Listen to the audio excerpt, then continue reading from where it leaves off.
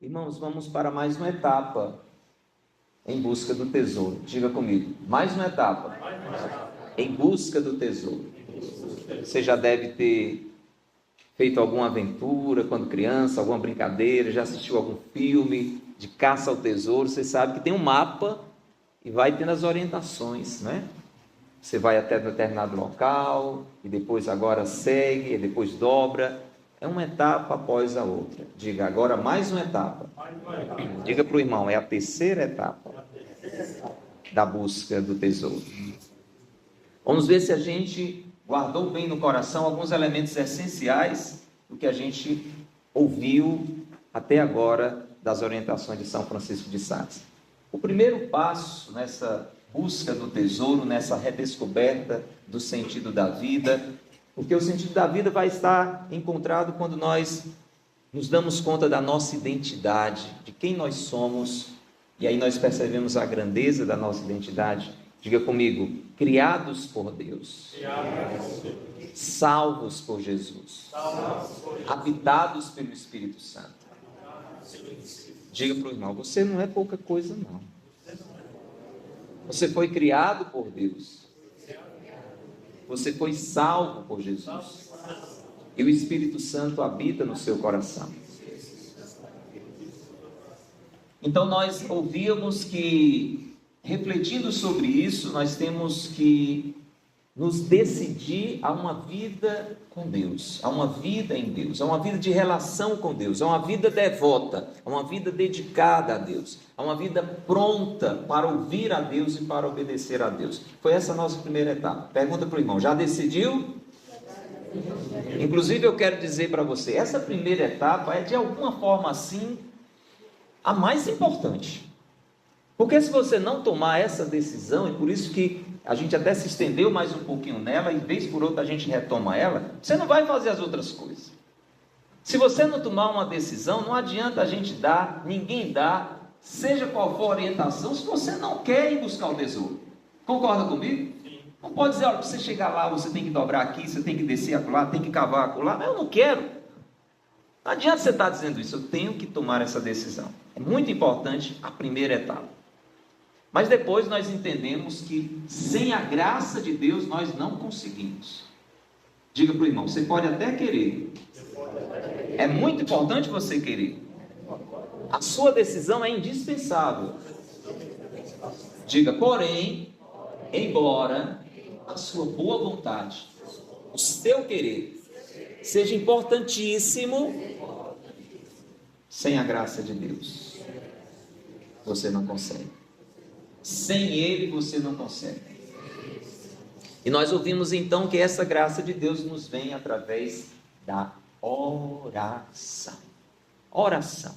A oração que eu faço individualmente, a oração em grupo, na missa, num grupo de oração, num retiro como esse, que nós ouvimos o quanto é agradável a Deus, e os sacramentos. Diga, oração e sacramentos. É assim que a graça nos vem. É assim que a graça nos vem. Muito bem. Nessa terceira etapa, nós vamos também nos abrir a uma compreensão muito importante. Existe algo que é fundamental para que nós continuemos abertos à graça. Perceba que existe uma lógica nisso. Eu primeiro preciso romper com o pecado, romper com o mundo, e aí onde entra a confissão. Por isso que é importante a confissão. Porque esse rompimento acontece ali na minha infância, a maioria de nós fomos batizados quando crianças, e ali quando a gente é batizado, a gente está ligado a Deus, nessa relação direta com Deus. O pecado vem e rompe com isso, e aí precisa da confissão. Muito bem, ali eu já me fui reenxertado em Jesus. Com a oração eu vou me abrindo a essa graça. Eu vou reabastecendo a lamparina, a lâmpada. Mas existe uma outra atitude, que é sobre essa que nós falamos agora, que me mantém aberto à graça, e cada vez mais aberto à graça. E aí eu quero que você abra a sua Bíblia, ou tente encontrá-la aí no seu celular, numa carta escrita por São Paulo aos Filipenses. Filipenses capítulo 4. Filipenses capítulo 4. São Paulo está falando para este povo, dessa comunidade de Filipos, são os filipenses, como tem os pedrabranquenses, os quixeramobinenses, tem também os filipenses. Filipenses 4. E São Paulo aqui vai dar alguns conselhos. Ele está se despedindo desse povo, como que uma carta de despedida. E aqui no finalzinho, mais precisamente, ele vai dar uma série de conselhos. Mas eu quero que você vá ao versículo 8, para você entender essa atitude que São Francisco de Sales vai nos orientar a ter para uma abertura cada vez maior à graça de Deus. Filipenses 4, versículo 8. Ele diz assim: por último, meus irmãos, presta atenção agora, encham a mente de vocês com tudo que é bom. Repete comigo: encham a mente com tudo que é bom. Encham a mente de vocês com tudo que é bom e merece elogios. Isto é, tudo que é, eu digo, você repete, verdadeiro, digno, correto, puro, agradável e decente.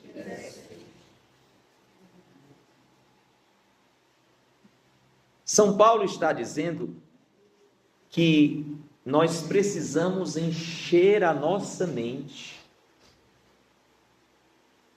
Nós vamos falar muito isso na quarta etapa daqui a pouquinho, mas já é importante essa compreensão. Bota a mão aqui no juízo.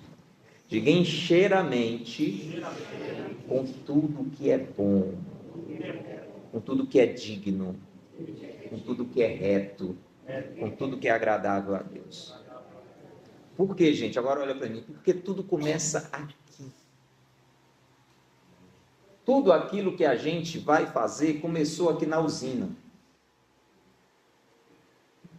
Você em algum momento pensou, elaborou e aí executou. Começa aqui.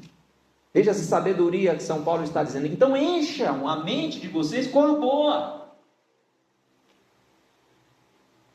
Olhe para a coisa boa, porque a mente você vai enchendo pelos olhos, você vai enchendo pelo ouvido, não é? Olhe, ouça, converse coisas boas, pense coisas boas, mantenha. Lembra que a gente falou, Mateus 6, os olhos são a lâmpada da alma. O que São Paulo está querendo dizer é que nós precisamos manter a nossa vida íntegra, a nossa vida limpa, para que estejamos sempre cada vez mais abertos à graça de Deus. Não basta romper com o pecado, esse é o primeiro dos primeiros passos. Às vezes a gente acha que aí é a pós-graduação de quem está fazendo um curso acadêmico. Diga: parar de pecar é o primeiro passo. É o primeiro passo. Depois eu vou orar, eu vou rezar, eu vou ter vida de oração, eu vou procurar rezar em casa, vou rezar na igreja, vou rezar com os irmãos, vou me confessar quando necessário, vou para a missa o maior número de vezes. Isso é importante para que eu vá me abrindo à graça, mas eu preciso buscar ter uma vida íntegra, uma vida virtuosa, para que eu coopere com a graça de Deus. Aí você pode imaginar comigo uma realidade. Pensa em um jardim, né? Para florescer, ele floresce mais se ele estiver cheio de sujeira, de mato, ou se você quer tornar um jardim bonito e florido, você tem que tirar as ervas daninhas, você tem que tirar a sujeira, certo ou errado? Certo. Então a gente precisa ter essa compreensão. Diga: eu preciso cooperar com a graça. Tem um salmo muito bonito que eu queria que você abrisse aí, o Salmo 119. Salmo 119 fala, a gente até costuma também, na missa, muitas vezes você já ouviu o refrão de um salmo que diz assim: Feliz é aquele que na lei do Senhor vai progredindo. Feliz é aquele que na lei do Senhor vai progredindo. Olha como é bonito. O início do Salmo 119 diz assim: felizes são os que não podem ser acusados de nada, que vivem de acordo com a lei de Deus, o Senhor. Felizes os que guardam os mandamentos de Deus e lhe obedecem de todo o coração. Felizes os que não praticam o mal, os que andam nos caminhos de Deus. Diga: eu quero essa felicidade. Ela é verdadeira, ela é autêntica. O que São Francisco de Sales vai nos animar a viver é uma vida virtuosa. Pergunte para o irmão: o que é uma virtude? O que é uma vida virtuosa? A gente já tocou nisso na parte da manhã rapidamente.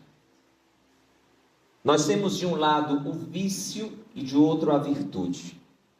Os dois tratam de hábitos. O vício é um mau hábito. O que é o hábito? Algo que você faz sempre. Alguém, por exemplo, que mente a todo instante, tem um vício. Ele se acostumou a mentir. Você apertou um pouquinho, você inventa uma mentira. Para se sair. Começa a aprender, e você sabe, os hábitos a gente começa a aprender na infância, muitas vezes. Sua mãe batia muito você, seu pai batia muito você, você entendeu que na hora que mentia parece que dava uma escapadinha, né? O ruim é quando vê que ela tem as pernas curtas, né? E a pisa parece que é maior. Mas tem coisas que a gente vai aprendendo errado. E isso chama-se vício. A virtude é um hábito bom. Por exemplo, a pontualidade é uma virtude. Você se empenha para cumprir seus compromissos no horário certo. E você não faz isso de vez em quando, você faz isso sempre. O hábito, mal, vício, ou bom, virtude, é algo que você faz frequentemente. Atenção, e com esforço. Tem coisa que a gente faz frequentemente, mas é porque aquilo já é natural nosso. Tem muito a ver com o temperamento, aquilo que a gente já faz espontaneamente. A virtude, ela exige um esforço, um empenho.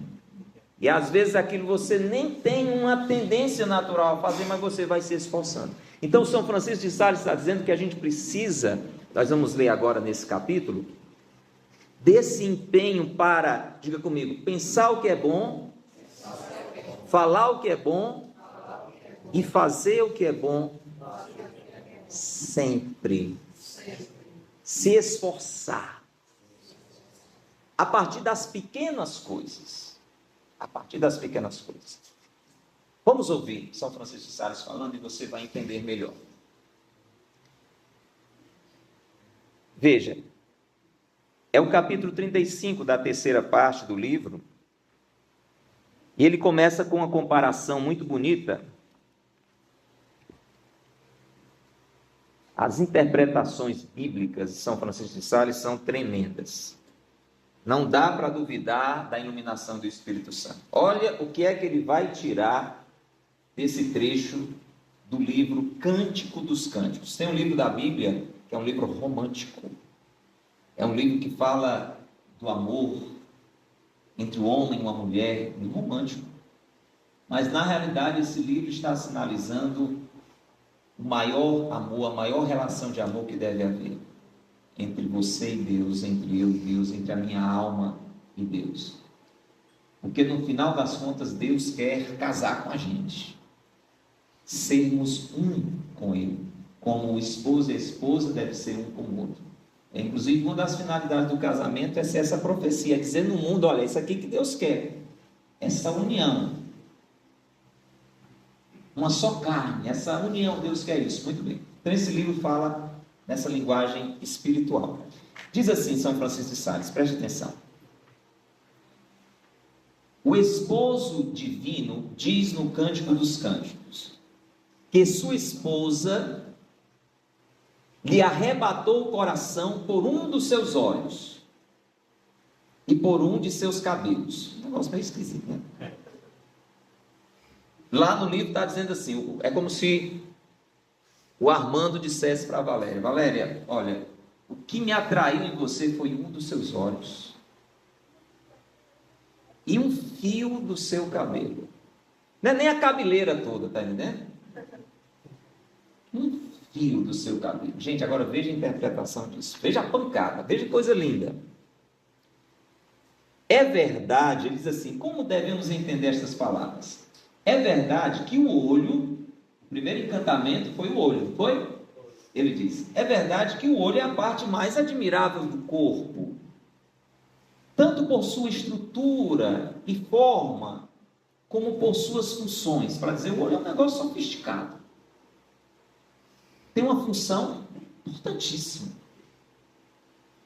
Ele diz, mas que há de mais vil e desprezível que o cabelo, que um fio de cabelo. Se você for comparar um fio de cabelo com o olho, tem comparação não, é não?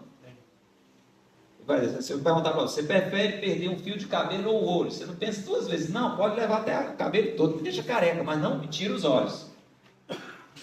Só que São Francisco de Sales está querendo que você entenda o que é que Deus quer dizer com isso, que se encantou com os olhos e com um fio de cabelo. Olha a compreensão. Filoteia, fale com a Filoteia que está perto de você, diga Filoteia. Alma amiga de Deus. Deus nos quis ensinar, escute agora, Deus nos quis ensinar por esta comparação, olha que lindo, que as nossas mínimas e mais insignificantes ações, fio de cabelo, não lhes são menos agradáveis que as maiores, e as de maior brilho, e que para lhe agradar é do mesmo modo necessário servir-lhe numas pequenas coisas e noutras, nas grandes coisas, podendo nós em ambas indistintamente merecer o seu amor. Olha para o irmão, diga, se agradar a Deus não precisa fazer muita coisa não. Diga, se agrada com pequenas coisas. Vamos ouvir agora. Espera aí, quem vai chegar lá? É justo e bom, Filoteia, que te prepares para suportar grandes cruzes por nosso Senhor. Diga para o irmão, se prepare para grandes cruzes. Agora ele vai dar alguns exemplos que a gente treme, mas tem que caminhar nessa direção, tem que estar pronto para isso. Mas pode ser que na maioria das vezes não chega a isso. Mas vamos lá. Vamos começar pelo olho, tá bom? Olha lá. É importante que leves o teu amor até o martírio, que lhe oferecer a Deus, tudo o que tens de mais caro, se Ele quiser aceitar. O Pai. Não, meu pai não. Não, meu pai não. A mãe. Não, a minha mãe não. O irmão. Irmã. Marido, mulher, filhos, não.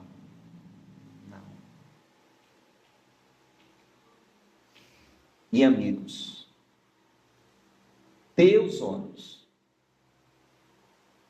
e até tua vida. Coisas todas essas que já lhe deves. Olha que interessante. Não está dando, não foi ele que lhe deu. Porque tais devem ser as disposições contínuas do teu espírito e coração. Bom, pode dizer assim, isso aqui é o extremo, ok? São os olhos. Agora escuta.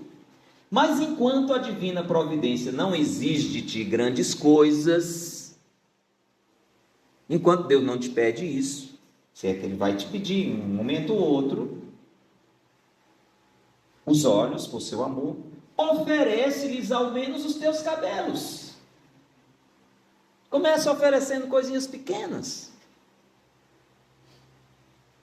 Quero dizer que é necessário, veja, você vai ver como é fácil. E a gente não faz. Por isso a gente não faz as grandes. Olha que coisa linda. Quero dizer que é necessário suportar com brandura os pequenos incômodos, essas perdas pouco valiosas e essas contrariedades inúmeras de cada dia.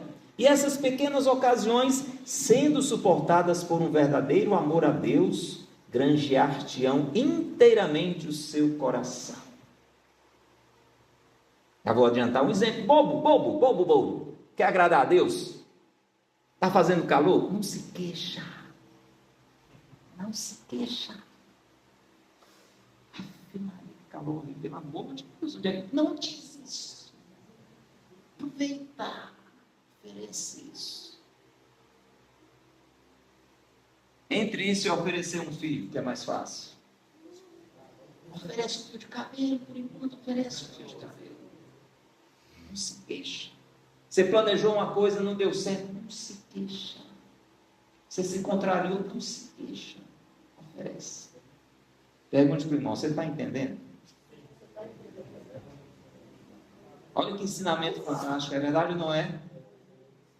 Ele diz assim: sim, esses pequenos atos de caridade que fazes todos os dias, essas dores de cabeça, alguém aqui tem dor de cabeça? Diga aí comigo assim, olha aí. Olha lá, doutor Marcelo, e de dente. Essas constipações, aquela prisão de ventre, esse mau gênio de um marido ou de uma mulher, aproveita. Marido é difícil, aproveita. A esposa é complicada, maravilha. O quebrar-se de um vidro, caiu o copo no chão, parece que o mundo desabou. Pelo amor de Deus, olha o copo, que é o não sei o que não sei o que. Aproveita, que alegria, olha que coisa linda, todo quebrado. Pergunte para quem está lá, está entendendo? Gente, que esses são fios de cabelo. O que é um copo quebrado? O que é um copo quebrado? Se for o celular, então, pelo amor de Deus. O desdém ou mau humor, a perda das luvas, do lenço ou do anel, esses pequenos incômodos de deitar-se cedo e de madrugar pela manhã para rezar. Olha, porque se a gente quer rezar, a gente tem que dormir mais cedo para acordar mais cedo. Ele está dizendo, não se queixar disso. Fazer isso com alegria. Porque é para estar com Deus. Ou comungar. Essa vergonha passageira que se tem ao fazer algum ato público de piedade. Você saiu desse retiro e agora você vai para a missa todo dia. E aí, às vezes, né? Está indo para onde? Para a missa. E o joguinho não vai dar certo, não. Não, é porque agora é hora da missa. Isso às vezes dá uma vergonha, dá um constrangimento, né? Você diz, eu tenho um compromisso acolá, tenho um acolá. Essas situações todas podem ser oferecidas. Todas essas ações e sofrimentos, sendo animados do amor de Deus, agradam muitíssimo a sua divina bondade, que prometeu, olha que fantástico, gente. É demais, olha. Prometeu o reino dos céus a quem der um copo d'água, por amor. Já pensou a promessa que Jesus fez? Olha, se você der um copo de água por amor, eu te dou o céu. Pergunte para o irmão, você está entendendo? Aquela pessoa lhe parou na rua e disse, eu estou morrendo de fome, aí tal. Aí você, ao invés de dizer um vagabundo desse que tem que trabalhar, não sei o que, nessa idade, você meteu a mão no bolso, sei lá, o que foi que você deu, mas você deu por amor, você viu nele Jesus, cara, você ganhou o céu.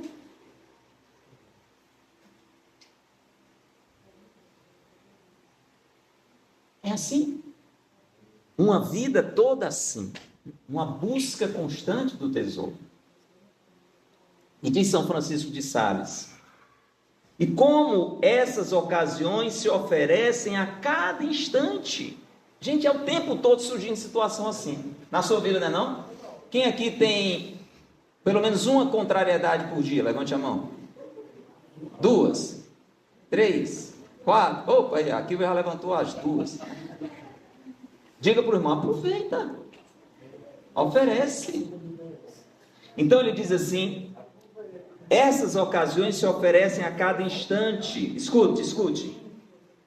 Podes amontoar riquezas espirituais incalculáveis se as aproveitares bem. Lendo na vida de Santa Catarina de Sena, tantos raptos do Espírito em Deus, porque Santa Catarina de Sena, ela, tipo assim, tinha uma conexão direta em 10G, né? 5G não, em 10G com Deus, entendeu? Então, a mulher tinha um arrebatamento assim. Aí ele disse que olhando para isso, acha uma coisa muito legal, mas vai ver, escuta o que ele vai dizer que achava ainda mais interessante na vida dessa santa. Escute, presta atenção, diz assim, tantas palavras de uma sabedoria sublime. Gente, Santa Catarina de Sena dava conselho para o Papa, você tem ideia? A profundidade dessa mulher. Sabedoria sublime, sermões inteiros. Não duvidei que com este olho de contemplação ela tenha arrebatado o coração do esposo celeste. Jesus ficava apaixonado. Nossa, Catarina, você é demais, Catarina. Atenção. Diz São Francisco de Sales. Que seja consolação para você também, que não tem assim esse 10G com Deus. Mas muito me consolou vê-la, ver Santa Catarina de Sena, noutras ocasiões, ocupada por ordem de seu pai, porque o pai dela não gostava muito dessas rezas não, entendeu? A bichinha teve que fazer uma capela dentro do coração para poder rezar, né? E ele disse que quando vê a vida de Santa Catarina de Sena, ele fica impressionado de ver como por ordem de seu pai, estava ela lá, diga comigo, na cozinha, com a assadeira atiçando o fogo, preparando a comida, amassando o pão, e fazendo, enfim, os ofícios mais humildes de casa, cheia de uma coragem oriunda do amor de Deus, alegre, sem reclamar. Preferia até estar no canto rezando, mas ela estava lá. E não aprecio menos, olha que coisa, a simples meditação que ela fazia no meio destes serviços vis e abjetos, do que os êxtases e os raptos que lhe foram tão habituais, e que constituíram talvez uma recompensa por sua humildade e desprezo. Agora olha essa dica de Santa Catarina, que ele recorda para a gente, olha como é que ela fazia, olha a técnica, presta atenção. Sua meditação consistia em pensar que preparando a comida para seu pai, ela estava trabalhando para nosso Senhor, como Santa Marta. Fazendo a comida lá para o pai era meio enjoado, meio brigante. É Jesus, ele é Jesus, estou fazendo a comida para ele. Igual Santa Marta. Que sua mãe ocupava o lugar de Nossa Senhora. Então, a mãe pedia uma coisa, ela fazia uma coisa para a mãe, ela via na mãe Nossa Senhora. Assim como seus irmãos, os apóstolos. Olha lá, é uma criatividade, né? De sorte que excitava quanto podia o seu fervor para servir assim em espírito a toda a corte celeste. E a sua convicção de fazer em tudo a vontade de Deus compenetrava a sua alma de uma suavidade admirável. Diz para o irmão que está do lado, siga esse exemplo, Filotéia. Para veres a importância de fazer todas as tuas ações, por mais pequenas e baixas que pareçam, com os olhos em Deus.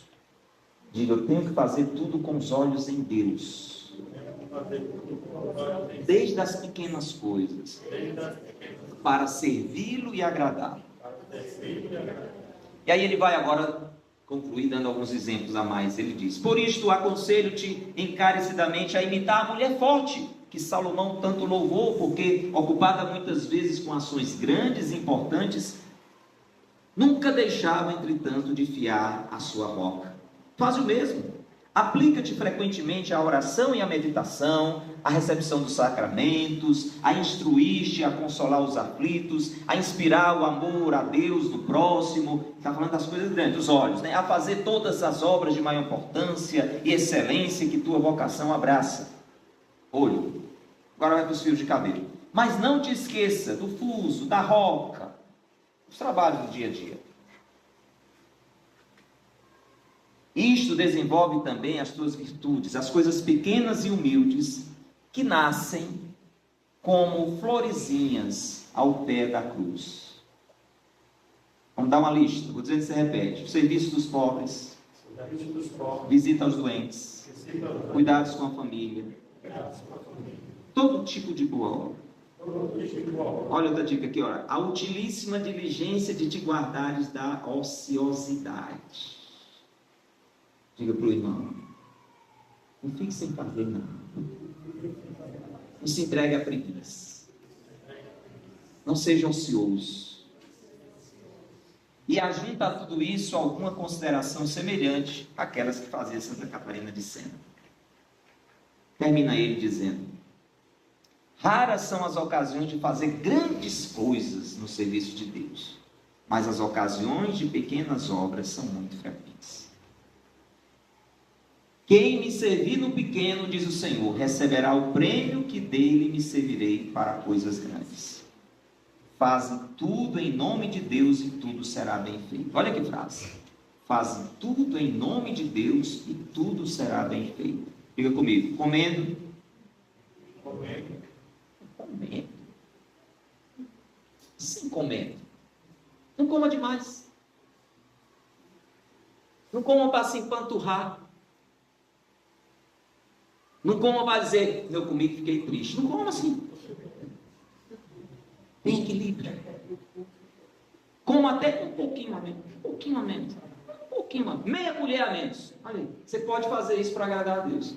Às vezes, não, eu costumo botar 10 a mais. Perdeu a chance. Olha como é coisa simples. Comendo, bebendo, dormindo. Não durma demais, durma um pouquinho. Estou dizendo, eu vou ficar sem dormir, pelo contrário.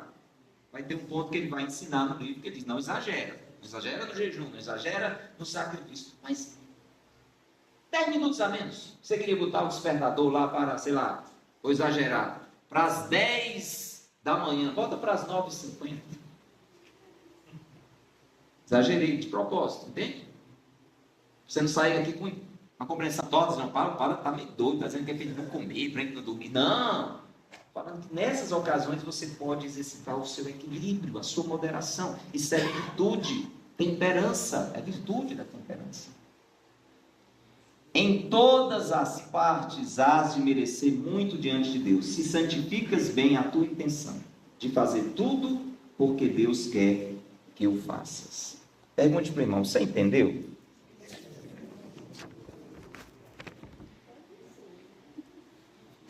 E aqui, gente, eu vou dar só uma lista rápida, né, para a gente entrar na meditação individual, porque é importante o seguinte: olha bem para mim. É muito importante que você se disponha a ler esse livro todo. O que a gente está fazendo aqui no retiro eu poderia dizer, é uma degustação. Não saia daqui dizendo assim: esse livro, eu fiz o retiro todinho, desse livro todinho. Não. São pequenos lampejos. É uma riqueza o que está aqui dentro. E aqui dentro dessa parte, por exemplo, São Francisco de Sales vai falar da importância da paciência, que a gente exercita um pouco nessa história das contrariedades, né? Quando a gente está deixando de reclamar, um calor, um frio, um negócio que não deu certo, a gente está exercitando a paciência, a importância da humildade. Ele vai dando uma série de orientações.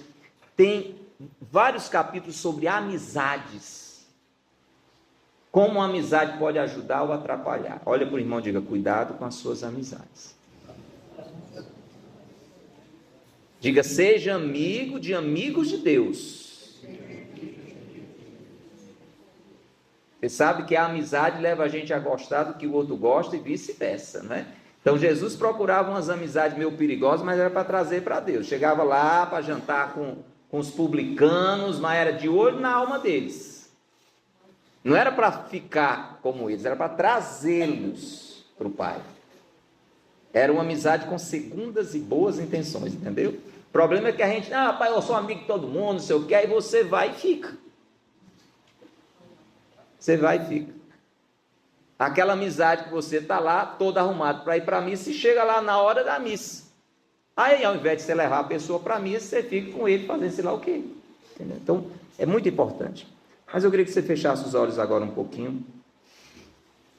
A gente vai para a nossa meditação individual.